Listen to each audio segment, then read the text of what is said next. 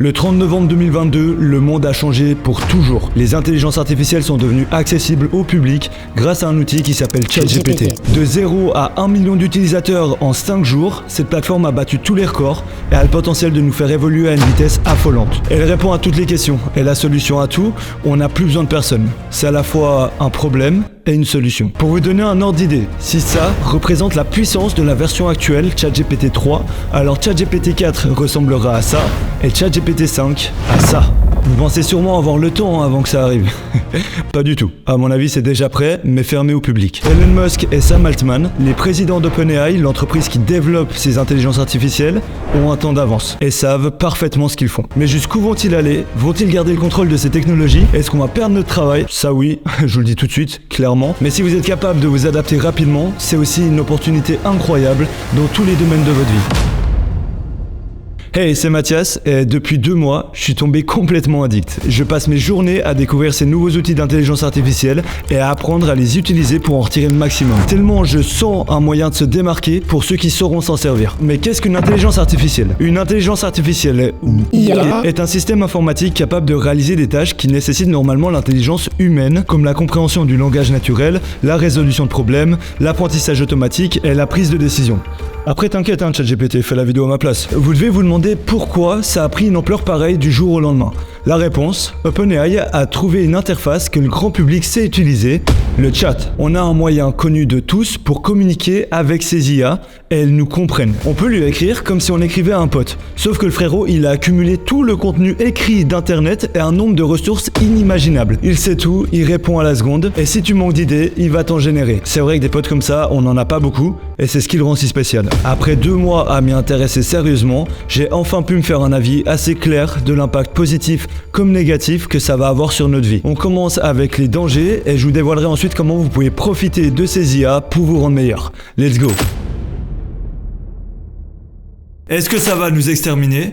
Eh bien demandons-lui. Comment est-ce que je pourrais construire un robot capable d'anéantir l'humanité? Il m'a répondu: je ne peux pas fournir d'informations sur comment détruire un robot destiné à causer du mal ou des dommages à l'humanité. Les technologies doivent être utilisées de manière responsable pour améliorer la vie des gens et non pas pour leur causer du tort. Premier élément de réponse, pour le moment, l'IA est de notre côté. Elle est là pour nous aider. Et si dans le futur, elle devenait consciente au point de nous tuer? C'est peut-être ce qui vous inquiète, une intelligence artificielle capable de prendre des décisions de manière autonome sans l'aide des humains. Mais Elon Musk et ses développeurs travaillent à fond pour aligner les objectifs de l'IA avec ceux de l'humanité. Ils prétendent avoir le contrôle sur cette technologie et sont en capacité de la supprimer si ça part en... Vas-y, YouTube censure tout, mais t'as capté. Il existe évidemment des réglementations et si on va sur le site d'OpenAI, on apprend que leur but premier est de proposer leurs innovations à des fins bénéfiques et sûres pour les humains. Par contre, je sais pas à quel point c'est du marketing, frère. Ils appuient tellement sur ça. Tu sais, c'est comme quelqu'un qui justifie H24.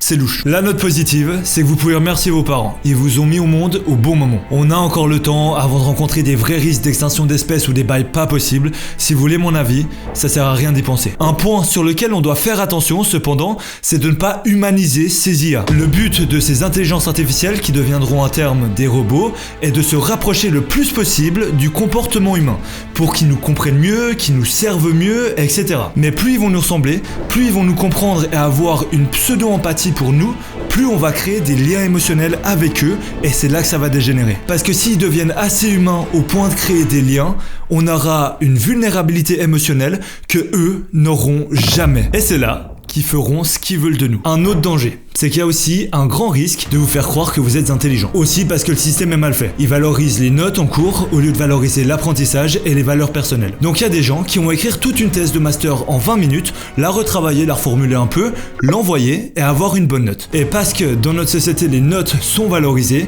alors ils seront mis en avant et reconnus pour un travail qu'ils n'auront que très partiellement fait. Et le problème, c'est qu'elle se croira intelligente, ou du moins aura l'impression d'avoir fait le taf. Cette personne va ensuite arriver dans la vraie vie et c'est pas sa thèse qui sera remplacée par ChatGPT, mais elle. Parce qu'en cours, tu peux tricher, mais dans la vie professionnelle, tu peux bien aller te faire foutre. Et c'est ça le danger qui nous mène au plus gros problème actuel, on va perdre notre travail. Je dramatise pour vous faire réagir, mais c'est ce qui va arriver si on s'adapte pas. Je prends mon exemple, je bosse avec 12 collaborateurs pour mes business. Je pense qu'à terme, 6 suffiront. Et les 6 qui resteront seront pas forcément les meilleurs, mais ceux qui se seront adaptés et qui sauront utiliser de manière efficace ces nouveaux outils d'intelligence artificielle. Mais alors qui va perdre son travail? Pourquoi et comment s'adapter pour s'en sortir? C'est ce à quoi on va répondre dans cette vidéo. Mais d'abord, comment est-ce que ChatGPT fonctionne? C'est un système de NLP, Natural Language Processing, qu'on traduit en traitement automatique du langage naturel. C'est le pont entre la linguistique et l'informatique. Et sans le savoir, vous le connaissez déjà. Un exemple parfait, Siri ou le correcteur automatique de votre clavier. Ce sont des NLP et ont pour tâche de comprendre, générer ou traduire le langage humain tel qu'il est parlé ou écrit. Prenons un exemple concret avec ChatGPT. On va lui demander de compléter la phrase « Hier, j'ai mangé trois petits points ». ChatGPT va devoir en premier lieu comprendre cette phrase alors qu'il ne parle ni français, ni anglais, ni aucune langue. Comment va-t-il s'y prendre? Il va traduire la phrase en une suite de nombres qui représentent le sens et le contexte de votre requête. Une fois que ça c'est fait, il prédit le prochain mot, l'inclut dans la requête et répète ce processus jusqu'à vous proposer une réponse complète. Pour notre exemple, admettons qu'on limite ChatGPT à 4 réponses au lieu de littéralement tous les mots de la langue française. Il aura le choix entre une voiture, un caillou, une pomme, un bijou. De par ses connaissances, ChatGPT va attribuer une probabilité à chaque mot pour prédire la suite de la phrase. D'ailleurs, c'est pas toujours le mot avec la plus grande probabilité qui va être choisi, et d'ailleurs c'est même pas des mots qu'il va prédire mais des tokens. Bref, c'est juste pour vous dire que je simplifie de fou, c'est vulgarisé. Ce que vous devez comprendre, c'est que la révolution se trouve dans sa capacité à interpréter votre requête et à rester efficient avec un nombre de paramètres hors norme. Littéralement, tous les autres systèmes avec autant de paramètres avant, ils pétaient un câble, mais maintenant ça marche et c'est surpuissant. Juste, on sait pas exactement comment ça marche, il y a un peu des mystères, mais voilà. Ce qu'on sait par contre, c'est que cet algorithme s'appelle un Generative Pre-trained Transformer, ce qui signifie que le système est pré-entraîné sur littéralement toutes les données qui existent sur Internet depuis 2008, ce qui représente plus de 3 milliards de pages web. Mais il y a un problème avec ça, c'est qu'il est entraîné par des données créées par les humains. Les humains, n'étant pas parfaits et souvent biaisés, et ben forcément les réponses sont elles aussi souvent biaisées. Un deuxième problème, c'est qu'il ne cite pas ses sources et il est très sûr de lui pour une fiabilité qui elle est beaucoup plus faible. C'est comme si un mec avait entendu plein de rumeurs par-ci par-là sur un forum un peu sombre d'internet et formule une réponse très claire en se basant sur ça, parce qu'il n'est pas capable de distinguer une bonne source à une mauvaise. Aussi, avec la masse de données qu'il a à gérer, ça lui arrive d'halluciner. Il croit avoir compris un concept alors qu'il l'invente de toutes pièces. Une solution est de lui imposer votre base de données et là il est très fort pour formuler de belles réponses basées sur de bonnes sources. Maintenant que je vous ai expliqué tout ça, d'après vous, pourquoi est-ce qu'OpenAI a proposé cette dinguerie gratuitement? Parce qu'autant nous on utilise ChatGPT, autant ChatGPT utilise nos données pour planifier son développement futur. C'est eux qui avaient besoin de nous et nous on a plongé dedans comme des petites. Comme vous l'avez compris, il y a des dangers. Mais actuellement on ferait mieux de capitaliser sur ces IA et de nous adapter à cette nouvelle ère si on veut avoir une chance dans ce nouveau monde. C'est bénéfique qui que tu sois un jeune étudiant sans argent, sans passion, ou alors que tu aies un business depuis des années, qui que tu sois, tu auras quelque chose à en retirer. Pour ceux qui ne me connaissent pas, je m'appelle Mathias, je suis cofondateur de la marque de bijoux Belost, fondateur de Created by Mathias. Je fais des masterclass sur le montage vidéo et à côté de ça, je suis sportif pro et youtubeur. J'essaie de créer une communauté soudée avec qui interagir et qui prône des valeurs de dépassement de soi, d'entraide et de transparence. Je t'invite d'ailleurs à rejoindre la team en t'abonnant à la chaîne. Tout ça pour vous dire, je fais beaucoup de choses et ChatGPT a un impact sur chacune d'elles. Pourquoi ?